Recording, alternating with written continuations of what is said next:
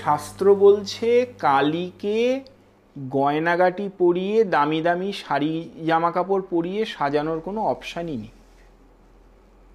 কালী অমনই হবেন যাকে দেখলে আমি আঁতকে উঠব।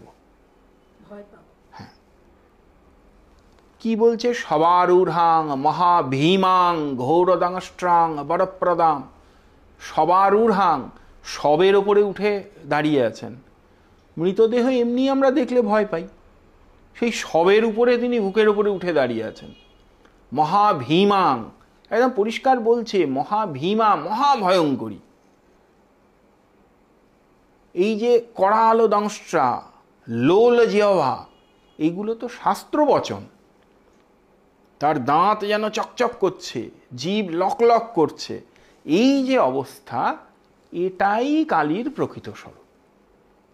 কেন না, ওই যে বললাম, তিনি তো অমঙ্গল ধ্বংস করেন কোনো রকম মার্সি না করে। তিনি তো আমায় মারতে আসছেন না, তিনি তো আমার মধ্যের খারাপগুলোকে মারছেন। এমন ভয়ঙ্করভাবে মারছেন যে আর কোনো খারাপ পড়ে থাকে।